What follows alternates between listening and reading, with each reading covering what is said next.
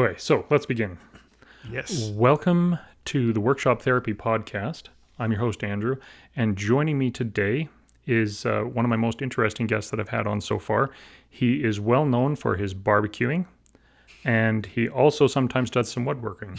So thank you for coming and coming on the show, Mr. Marc Spagnolo. Can you? Hey, thanks for having me, man. And no one has ever led with the barbecue as like my main thing, so I kind of appreciate that. That's very nice of you. It's a nice change of pace.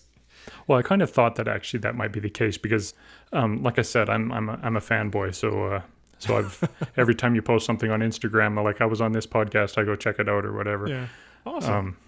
I mean, I don't know exactly where you live, so I'm not that much of a fanboy, but Well, I move I know around it's a lot, somewhere so in Missouri. I'm hard to keep track of. So is that a deliberate thing? Is when people start showing up to your house, then it's time to move? Is that? Yeah. When we get the random drop bys, we start to go. Maybe it's time to move. Yeah, we tend to be a little indecisive with certain things in terms of geography. Apparently, we don't necessarily move because we have to. We keep moving because we want something better or more appropriate. And the thing is, our lives keep changing. What we want out of life keeps changing, and the addition of kids makes a big change. So the things we did for us no longer apply. Now it's a much bigger capital U, us, that includes two kids, and priorities shift, So we had reasons to move. We moved again, but I think this is it. I really don't want to disrupt the kids any more than we already have. I think now, I don't love living in Missouri, but it's where we are, and I think it's a reasonable place to raise kids where we're at now. So I think we'll be staying put for a while. Don't say that because now you're going to want to move in a couple of years. But I guess you have I'm like already the big looking at fire houses. hall and I just downloaded Zillow, so you never know. yeah. My wife and I are actually very similar that way. We've been married for 17 years now, and we've had 8 different houses. Oh wow, somewhere around there. Oh, that's more than us. Yeah, and we're currently looking at moving. So, okay.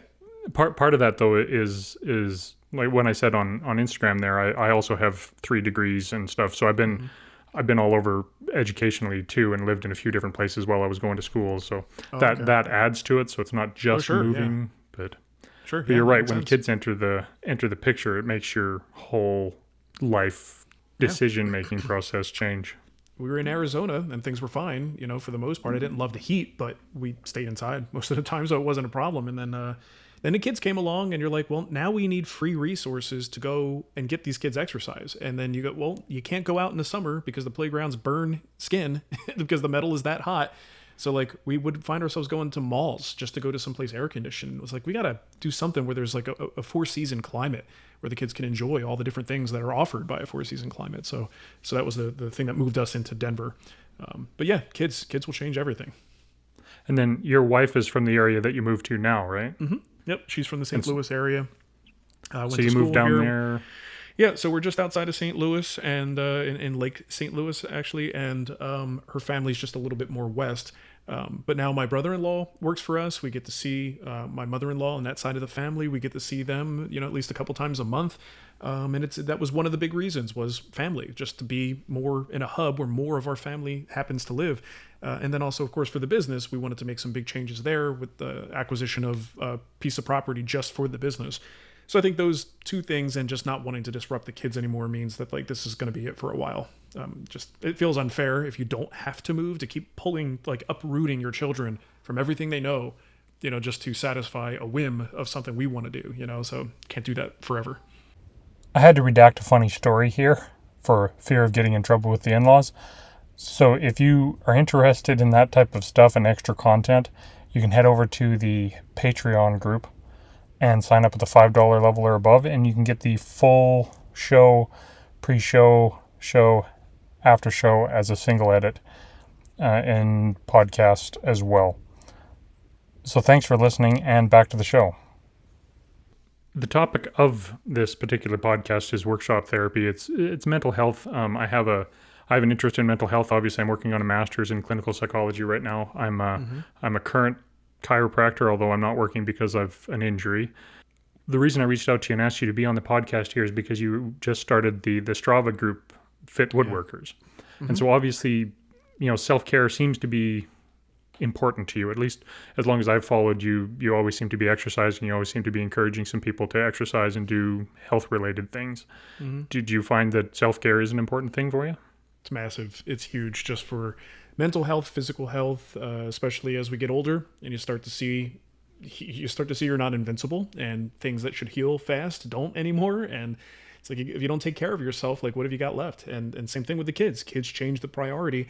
And for a long time with young kids, you tend to neglect those things because it's 100% focused on the kids. And then it gets to a certain point, I think, for a lot of people, where you just suddenly go, well, yeah, but now I need to actually find a way to budget my time so I can focus on me. I got to do certain things for me. So get back into the things that I love to do: meditation, exercise, spending quality time in the shop. That is still, even though it's a career path for me, it's still a place I love to be. I get a lot of gratification out of being there. So yeah, for me, mental health and focusing on physical health, it's all extremely important. It's how we get through life with a smile on our face. I think you neglect that stuff, and then all the other things as you age catch up to you, and then you're not prepared for it, right? So you don't have those other outlets to, things aren't going to be perfect forever. Things will happen to you, and you'll need to have ways to cope with them. And that's a particularly difficult thing for me. So I do these things to build the dam, as it were, to make sure that I'm sort of in a better mental position to deal with all the craziness that comes from having a family and a crazy business that's real unconventional, and and a family to take care of. Yeah, there's a concept called psychological capacity, right? And that's your essentially your mental reservoir for being able to deal with stress and stuff like that. And a lot of people don't realize that it doesn't reset at the end of the day, right? Like, oh, my day's over, now I'm going to go to bed, and now I wake up. I mean, that does recharge it a little bit, but if you're constantly running that well empty, eventually it's just going to burn out. And so you have to be doing stuff like that, self-care, exercise, meditation, time in the shop, if that's what brings you fulfillment. Yep. But I've actually been curious about that for you, because I know that you talk about on your social media stuff how you do enjoy your time in the shop, but it is a business. And myself, I'm self-employed, and I do actually also run a woodworking business as well on the side. So I know the times where I'm working on a project for somebody else, it's less enjoyable. How do you find that works out for you? Because I mean, you're in a unique position because you're not building something for somebody else, but you still are at the same time.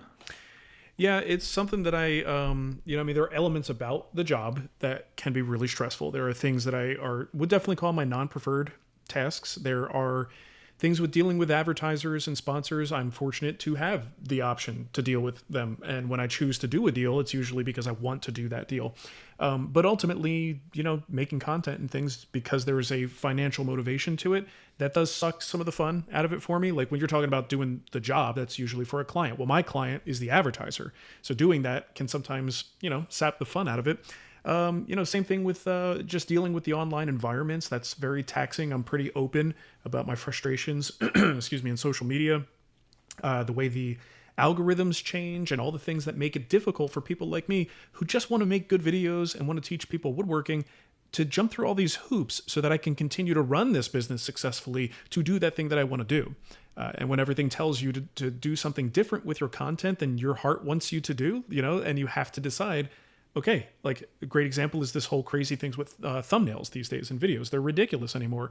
Thumbnails and titles. And I know exactly what I could title my next video to get so many more views. But I purposely, and I kind of beat myself up over this, because I'm going to purposely give it a title and a thumbnail that's more honest and clear instead of more eye-catching and emotional, which is usually what gets the extra clicks. But I do that intentionally. It's not because I'm dumb and I don't know how this stuff works. It's because I don't like it. I'm not going to say integrity necessarily. I don't mean that people who do that don't have integrity. My personal integrity level says I need to do a certain amount of honesty in what I advertise for our content. And it just drives me crazy, man, knowing that I could be doing better and my videos could do better if I would just let that go. And that's real hard for me. So that's a huge frustration point and a pinch point for me in the business. But ultimately, at the end of the day, no matter what I do, I know what I was doing prior to woodworking. I don't want to do that. I know what other people do for a living and who aren't quite happy with their work, and I don't want to do that either. And I am super lucky to be able to do this. I'm very lucky to walk well, for instance, this morning, the kids were supposed to go to camp. There was a rain thing. They weren't able to go. Nicole stayed home with the kids, but then she wasn't feeling well. So I had to move my stuff around. I had the option to do that because I run my own business and I was able to make those choices. Not everybody can do that. So I'm super lucky. I got nothing to complain about. And that's what I keep reminding myself anytime I want to think like, oh, my job sucks. I got to make something and, got to make a video for this rust preventative company. Like, that's awesome. Like, that's a fun challenge. I can't get mired in that stuff. Jim Carrey, right? The actor. Mm-hmm. I don't know if you've ever seen the video. He did a commencement speech for somebody, and I don't remember what it's for. I don't think I've seen it. Some university, but he talked about how his dad was an accountant, right? And his dad had always wanted to be a comedian, but he chose the safe path because he wanted to provide a life for his kids. Mm-hmm. And then Jim Carrey talked about when he was kind of in his mid-teens or something like that, his dad got fired, lost his job, and they just about lost their home, and they ended up, really poor and blah, blah, blah. Mm-hmm. But the point of this commencement speech for him was you can fail at doing something you don't love, so you might as well try and fail at something that you do love.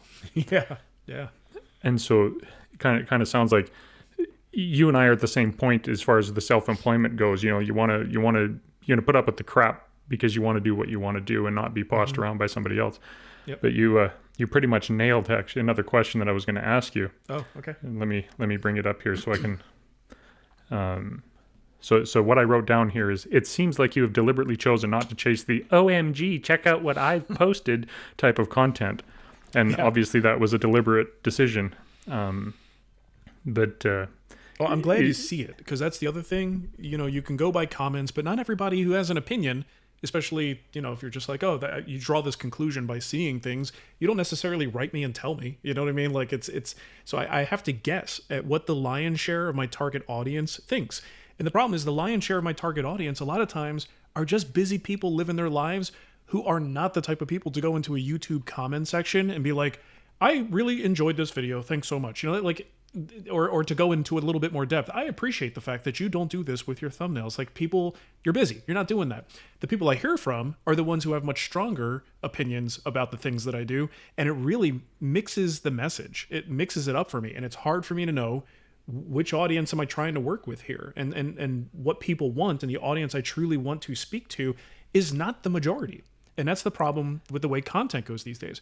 Everybody wants to keep chasing the numbers, and having started this in 2006, knowing what kind of audience was available to me at the time, I'm lucky to have the numbers I have. Like, it's ridiculous to think of some of the numbers that people who do what I do, who came along a little bit later, some of their numbers are just astronomical when you're able to produce content that appeals to a mass audience.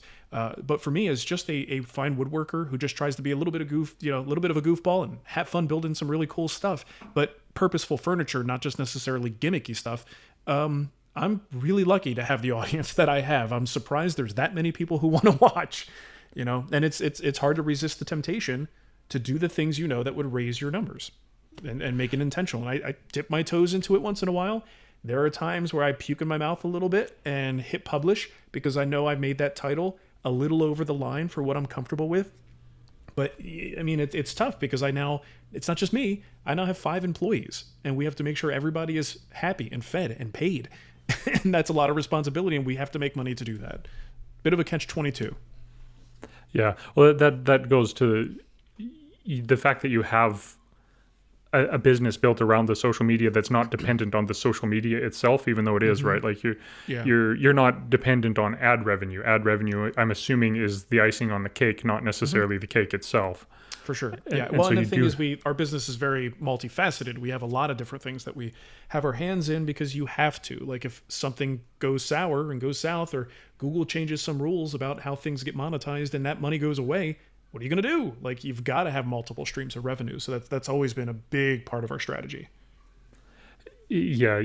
If all you're selling is double-sided sandpaper, then you're kind of screwed if the double-sided sandpaper goes away. Yeah. My livelihood is not hanging on that sandpaper, right? But it's that sandpaper that might allow me to go, 6 months from now when I make a video, to put the honest, simple title. that just pleases my core audience. Doesn't grow anything, doesn't make my channel grow any faster, but it's just simple and honest and people respect it. And then I can feel good about myself and go to sleep that night because I go, you know what? But we do have that sandpaper business, so if the YouTube money dries up, at least I got something else. Well, I for one appreciate that because it comes across to me anyway that you're not just out there, my friends at Ryobi, they look at this wonderful, yeah. I mean, like I know you're getting paid for doing this. So when somebody like you comes out and says, this is what I use because, it gives you a lot more confidence in what is said. Yeah. Yeah. I mean, it's your fault that I buy Milwaukee tools instead of right. And they won't sponsor. I don't think they sponsor anybody. I think they may give some people swag and some people do get tools. But there was a time where I contacted them and I'm like, look, we have an opening for small portable power tool sponsorship. I use your tools because I like your tools. If there's anything or any openings or anything that we could talk about, let me know. And they said, we don't actually do paid sponsorships. We love that you love our tools. Thank you. But we don't do that. And it's not like I went home and just spray painted all my tools yellow. Like, I still like those tools. Milwaukee makes great tools. They've just been good to me and have been good performers. And I keep buying it. And it doesn't, it's not because they're paying me. It's a damn good tool. Well, and that speaks more to that than anything else. Another question I've been curious about. A lot of makers in general, woodworkers, we get caught into like the imposter syndrome type of thing, right? So for you, you're obviously an accomplished woodworker, but you also interact with some phenomenally talented woodworkers. Do you ever get that imposter syndrome feeling like, oh, maybe I'm not worthy of doing this? Or have you managed to kind of like quell that yourself? I've controlled that to an extent. I mean, I am very pragmatic with this stuff. I know my place in the hierarchy. I don't go and stand next to a Philip Morley and say, I'm just as good as Philip. I could build anything Philip builds after I watch him build it. You know what I mean? Like, I need to see what he's doing, and then I could replicate it. I don't have the imagination of a Philip Morley, a David Marks. These guys are what I consider to be creative powerhouses, and they have a taste and a style that I think's fantastic. And I have said repeatedly to people that my legacy will not be my furniture. I love building furniture, but that's not going to be my legacy. My legacy is education. It's the times I've made people laugh, the things I've been able to do with the community, the books I've written, focusing on the educational side. That's the thing that I'm able to give to people, and I'll probably be remembered for.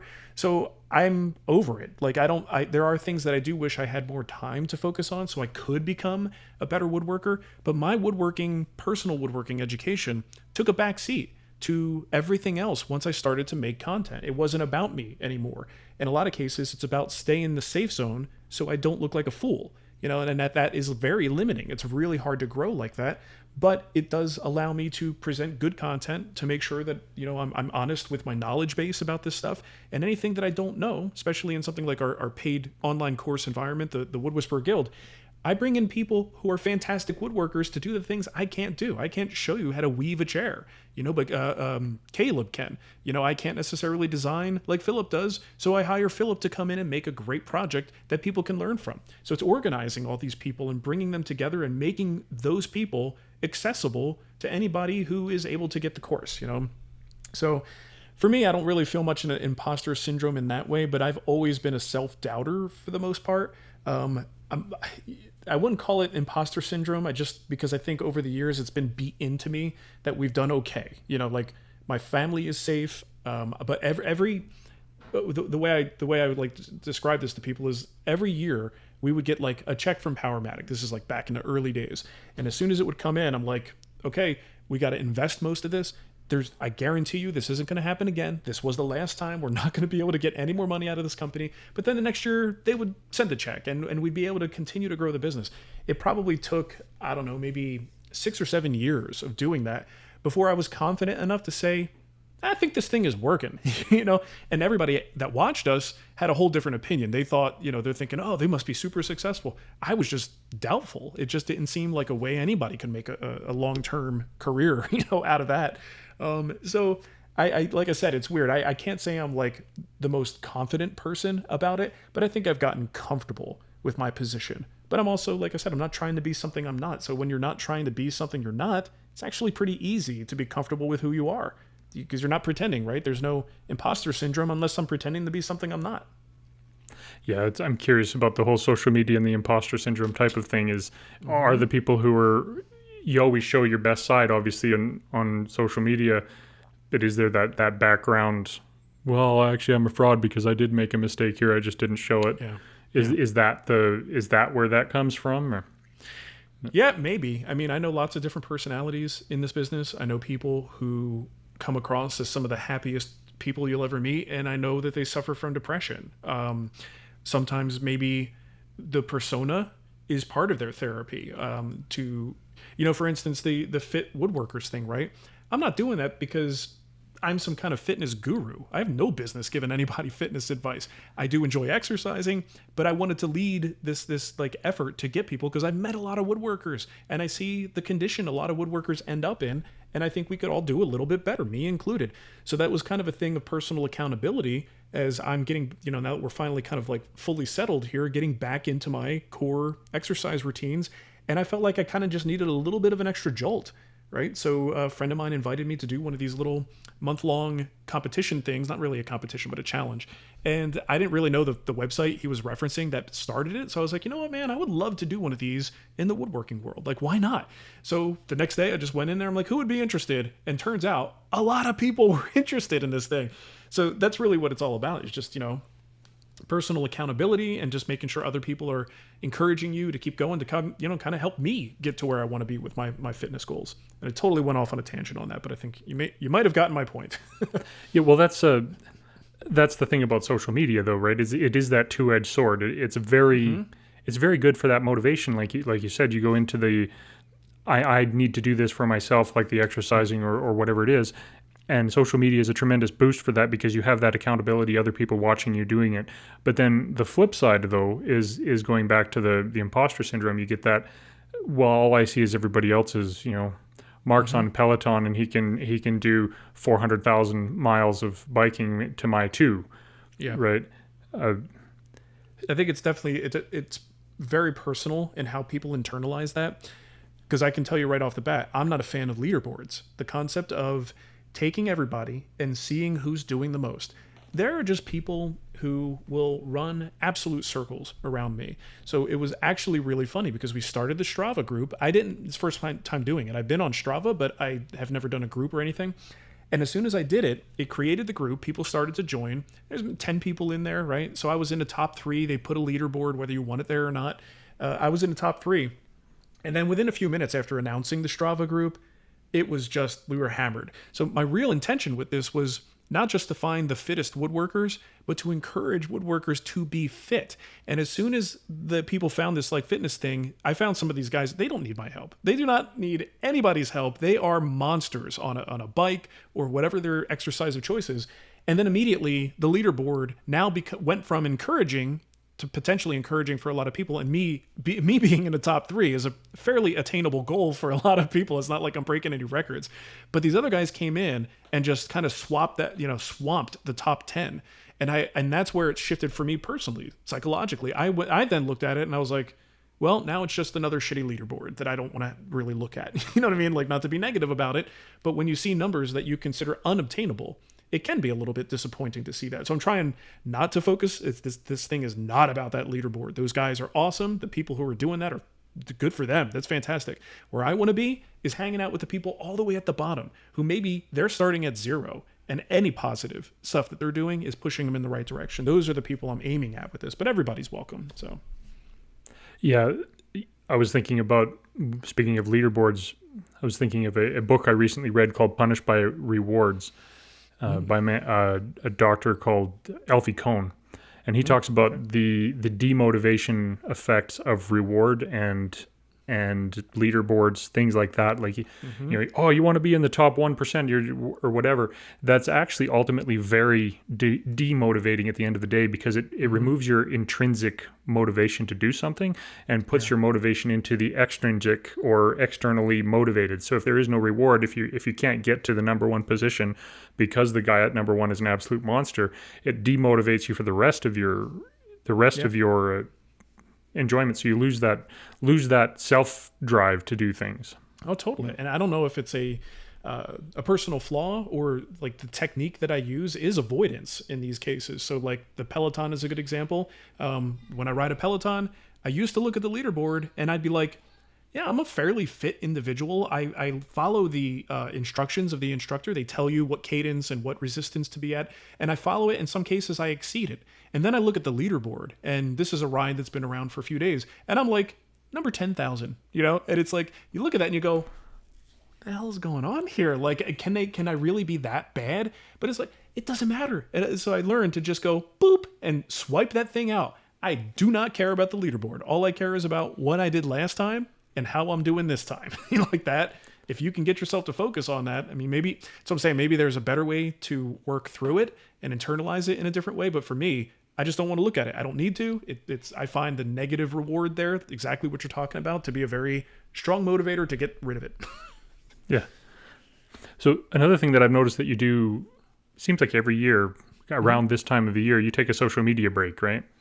Is that a conscious thing? But almost always around the holidays. That's a big time where I want to be focused on family. I want to be watching Christmas cartoons, playing video games, like all that fun stuff. That's when I usually unplug. But occasionally I will do something for a summer vacation. Typically it's around family time. So if I can do that during a scheduled family time, that just means that I'm much more focused on family and less focused on views and posting stuff. That is a very intentional thing. It was something that started, I'd say, after we had kids, when our amount of screen time and social time suddenly became under examination by everybody. Excuse me. So we would get to a point where work would dominate everything. And when you have a business like this, it's very dangerous to be able to come home and still run the business. Like what we're doing right now, I've got windows open right behind this window where I know there's a thing I need to do for work, and I might just go in there and do it. So if I really truly want to enjoy my vacation, I have to unplug. And it's a very conscious effort to not fall into the trap that I see so many people fall into. And that's this becoming sort of a slave to the platform, the feeling like I've seen people who go away on vacation and they've, and good for them. This is probably a smart business practice. I don't think it's a smart personal practice, is to like preload a whole bunch of posts that make it look like you're still in your shop, because God forbid you took time off, right? So we're all doing these, sort of like, they're almost like TV shows, right? They're not TV shows, kind of a reality, quasi-reality show, but it's a show that is just on all the time. Even TV gets seasons and there are breaks between them, but we don't allow ourselves that in social media. And it's, social media suicide, to stop posting. And I kind of wanted to be, the voice of reason with that. And maybe some other content creator will see me do it and go, hey, you know what? The reality is life will go on. I'm not going to lose my business if I unplug for a week. See you guys in a week. And then for me, again, this is the avoidance thing. I have to completely remove the apps from my phone every time I do it. Apps get deleted and then they go back on when I come home, because I can't trust myself with it. I get drawn in. Yeah. Yeah. So what type of self-care regime do you have? You obviously exercise every day. You mentioned meditation. Do you do like a daily sit down for 20 minutes and meditate, or? I love meditation, but meditation is one of the hardest things to develop for me personally, to develop a routine practice. So I dip in and out. I've got a couple of apps. Sometimes I do completely silent meditation. Other times I do a, voice-led meditation that I just kind of find it. When I meditate, the whole point is like to drop focus on these other things and kind of just kind of focus on the breath, focus on the now. And sometimes a person's voice, especially if it's just a pleasant, calm voice, is something I could focus on that's not all this other crap. And honing in on that is helpful for me. So I do try to do that. I've got a couple of good apps for that. I'm in a really good place mentally right now, I would say. And a lot of times like I said, I can't get a steady practice, but I will go to meditation almost as medicine. If I'm having a tough day or something is particularly stressful, or the kids have just taken everything to level 11 and I need a break, that's when I'll just go let me put in the app and do a 10-minute meditation and try to recenter myself. So yeah, meditation is definitely part of it. I just got to get better at being consistent. For me, with my personal anxieties, I find exercise to be one of the most effective things. It's a good opportunity where if I'm doing it right, I really can't focus on anything else. Like I've got to focus on this task that I'm doing. So there's at least a half an hour or 45-minute break from intrusive thoughts. It's just me and that activity. And then when I'm done, hopefully I'm sore. And muscle soreness is something that I guess, I don't know whether it's a biological thing or just when my body has to heal my muscles and we're thinking about, healing muscle tissue, I focus on that instead of focusing on the intrusive thoughts. It's a weird thing that happens. So meditation, exercise, other hobbies. I have other hobbies outside of woodworking that I enjoy doing, researching things for those hobbies and learning new things about those hobbies. These are all things that I do just to kind of help my mental state and to keep me on track. You have a bit of that creator's ADD going on. You got all the different little hobbies that you like to do. Serial hobbyist, and proud of it. I do. The good thing is a lot of people who are like true serial hobbyists they'll get into it, right? They get into it hardcore. You learn everything about it, but then you get to a certain point and then you just drop off. What I tend to do, and I have had that happen, I'm not perfect with it, but I do tend to sink my teeth into something and I may drop off a little bit, but it then just becomes a permanent part of my life. Like I had a cast iron kick for a while. Really got into cast iron cooking, but that goes hand in hand with barbecue, right? So even though I previously didn't really know much or have much cast iron, I wound up getting a couple of really good cast iron pans. Now I'm not looking at YouTube videos about cast iron anymore, but I do have cast iron as part of my cooking set of things, and they work great on a campfire and they work great on a grill. So it's now a permanent part of what I've done, but it was because of that like serial hobbyist nature that I got into it so hardcore. But then it just kind of tapered off, and now it's part of my life. So you mentioned anxiety a little bit ago, your personal anxieties. I remember watching your social media kind of during COVID and post-COVID. You seemed like you were pretty anxious at that point and not wanting to be out around people or anything like that. But now you have this new shop where you actively have people come to occasionally. What made the switch for you? Like, are you still like have to psych yourself up before anybody shows up, or have you done something to help with that? This is the thing. Like we got this space. Nicole's more of a people person than I am. She loves the idea of people coming to visit. And I love the idea of working in my shop. Just me working in my shop, building furniture, right? Well, now I've got my brother-in-law working with me. He's like my best friend, so we're totally cool working with each other. I've kind of brought him into my personal circle, so I don't feel like... There are times I still do enjoy, like if he's out sick or something, I'm like, this would be a nice day. I'm all by myself. But it's not like I dread someone else being in the shop. He's kind of now in that inner circle.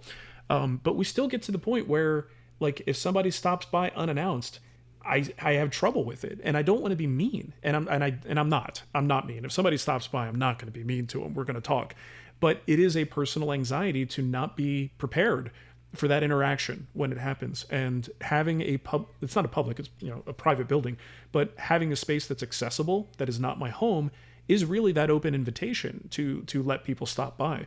And I do have a constant sort of conflict with that because I want to be that guy. I want to be like, I look at stuff that, like, I don't know, Jimmy DiResta is a good example, right? Like he opens with open arms, like brings people into his shop space. He's out there doing all kinds of events and stuff like that. I admire the hell out of stuff, like people who can do that. But it's really hard for me to do it, and I try to avoid it. So yeah, I mean, that's something that we are coping with, but the decision to do that, I agree. Nicole's right. It's a good choice. It's a good thing for us to do. And slowly but surely, I know all the benefits of doing it. I want someone to come into my shop and feel like they had a special experience. But if I'm just kind of in a mood and I don't want to be around people, that's no way to treat people. So I have to turn it on, and I have to bury whatever anxiety or frustration I have with the experience, because it's not about me at that moment. If someone's actually likes me enough to want to drive over and stop by, the least I could do is show them a good time while they're there. So it's my obligation to, just to be a reasonable person and be treated the way I would like to be treated. That gets me over it. I have that obligation that's more important than my personal anxieties and hangups. Yeah, I think you and I have the shop alone time thing in common. I probably grew up a little bit different than you did. I grew up on a ranch in northern Canada, northern Saskatchewan. Okay. Our driveway was 6 miles long. Oh, geez. And then the closest town to us was about 45 minutes. Yeah, that's very different. And it was the grad class of the school was 2 people. So wow. You grew up in Jersey, right? Yep. Mm-hmm. Isn't it? Yeah. Okay, so yeah, we grew up completely differently, but that's my formative years I spent being able to not see or hear anybody or any traffic for days on end. No, that is wild. And so the shop for me is like my sacred. This is, nobody talks to me in this space. Yep. I am here. I am alone. This is the only place that I am alone. Yeah. But it's funny that we arrived at that same place having started so differently. My inspiration for that, I grew up with a very East Coast mom. She was a single mom, aggressive, like Spitfire kind of woman, still is to this day. And growing up around a woman like that who just took control of situations, I became a very passive child. So I would, to probably a ridiculous age, would hide behind my mom or couldn't order my own food at a restaurant if we'd go out to eat. I would whisper to her and then she would tell the waitress what I want, and she would indulge that too, which probably wasn't great, but she did. So being around these loud, boisterous personalities that you often find in East Coast Italian families, it actually drove me the other way. And I was very shy all the way through college, doing any kind of a presentation, any kind of paper I had to do, or public speaking. Ugh, no, thank you. Like, not my thing. It wasn't until much later when I was down a career path that I broke out of that shell and learned how to harness a certain energy to be able to speak in front of people. But for me, the workshop became that solace and the peace and the quiet that I can't get anywhere else, right? So I sought it not because it was familiar, but I sought it because it was the exact opposite of what I had outside of that. So that's super interesting to hear. Well, I think I've probably taken up a fair amount of your time, and if your wife's not feeling good and your kids aren't quite running rampant yet, they probably will be quiet. soon. Yeah, I've got a few more minutes, so I don't As a parent though, you're like, is it quiet or is it too quiet? You know what I hear? I hear Netflix. So I know I left them on the couch watching a cartoon, and it was a movie, and I think they're still there, and they also got a very stern warning because earlier, again, Nicole's not feeling well. I was lucky to get on the bike, so I was on the Peloton. I won't say unreasonably. I think kids should be able to respect requests like this, but I do get very upset when I have to get off the bike because I'm clipped in. The Peloton has clipless pedals on it, so you actually have to clip out. And I take the shoes off because I don't want to tic tac all the way across the hardwood floor. So I take the shoes off in the middle of the ride, and I have to go deal with a kid situation. So they already had me on edge. So when I went, I'm like, guys, I'm doing an interview. You need to be quiet. If you're not quiet, you're going to find out a certain level of punishment that you haven't seen before. I'll see you in about an hour. So I think I scared them straight, and I think they're doing all right out there. Well, that's good. Yeah. Well, I really appreciate you coming on. It's been a pleasure to talk to you. Yeah, thank you for having me. And it's been a pleasure to talk about something a little off the path a little bit. I really appreciate that. Well, I need to get through the last few questions here. Okay. What are your favorite woods? What's your favorite tools? Babinga, the domino. Who do I watch on YouTube? Anybody but Matt Cremona. The usual. Yeah. When are you quitting your podcast next? Right. Hey, we're due. I think we're due for that soon. Yeah. Actually, I do have one more legit question though. Yeah, sure. You do the stall.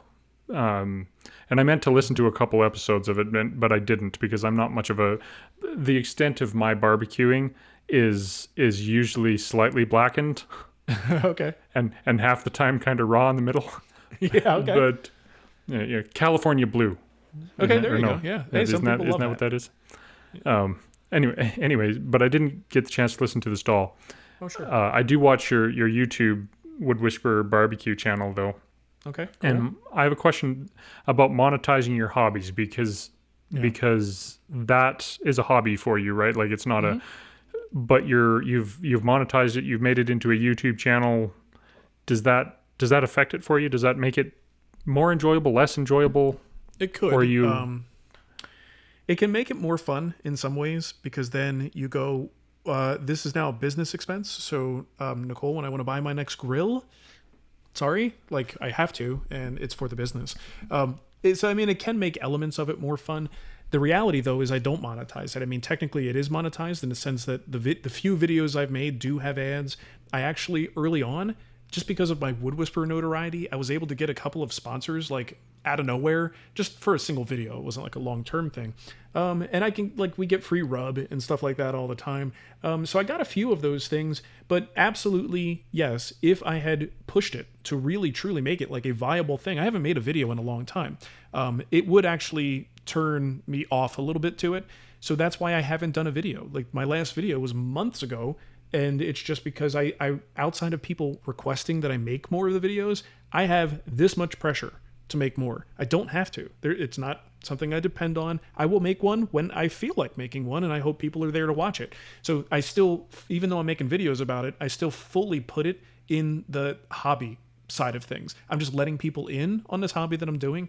I mean, the same thing could even happen with other things I enjoy doing, fitness or video games. People have asked me, how come you don't start a Twitch channel? You're an avid gamer. You spend a lot of time playing games. I'm like, because that's for me. Like, if I had to sit here and entertain people while I'm doing the thing I'm doing to disconnect and relax, that is no longer relaxing and disconnecting anymore. Now I'm trying to figure out why I don't have more people watching me on Twitch. And, so there are just certain lines you have to draw. But I do enjoy documenting, and I enjoy teaching. So when I talk about barbecue, if I could teach people and also learn as I'm doing it, it's absolutely beneficial to me. But there will be a change if I decide to truly go whole hog, pun intended, and actually, really try to make it a viable leg of the Wood Whisperer business. Is this side thing? It would change it, and I don't think I would enjoy it as much.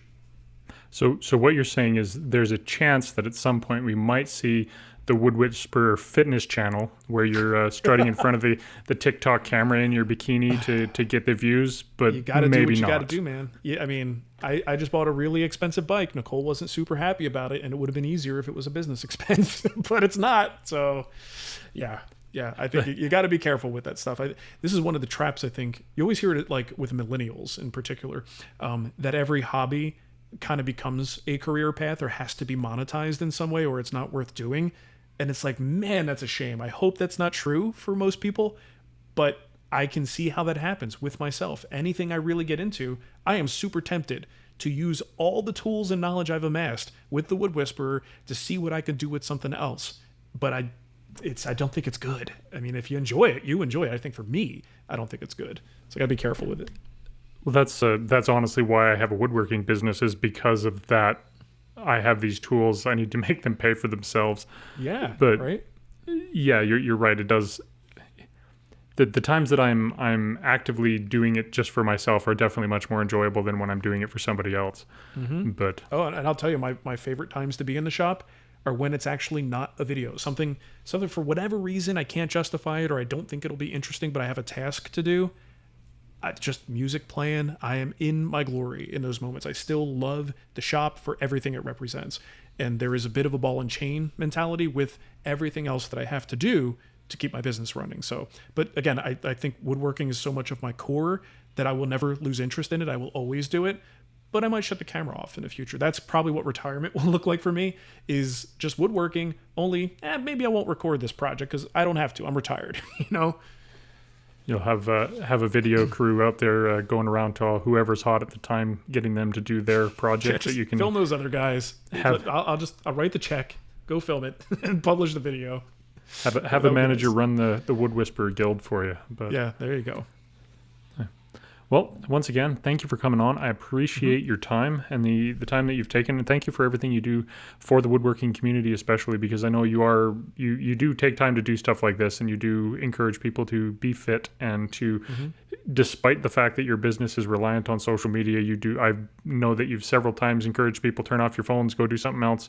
You lead that by example, and I appreciate that in you. And yeah, so thank you. I probably don't need to ask you to tell people where they can find you, but I'm assuming most people know who the Wood Whisperer is, or at least most people who are listening to this podcast. If not, it's the Wood Whisperer on Instagram and all the internets. Mm-hmm. And we often go with just Wood Whisperer if we can get it. Sometimes if we're not there first, we don't. But if it's not the Wood Whisperer, it'll be Wood Whisperer. Well, there we go. And if you really want some top-notch instructional stuff, like I'm a guild member and I have a few of the projects, and they're all excellent. So awesome. Thank you for coming on, and we'll say goodbye. All right. Thanks for having me. I appreciate it. I just want to say thank you to the founding members of the Workshop Therapy Patreon family: Eric of Overall Makerworks, Keith Drennan of Blackthorn Concepts, Brad of Brad's Customs, Matthew Serio from Arciano Serio, and The Grant Alexander. If you want to join on Patreon to support the show or just say thank you, I'd appreciate it.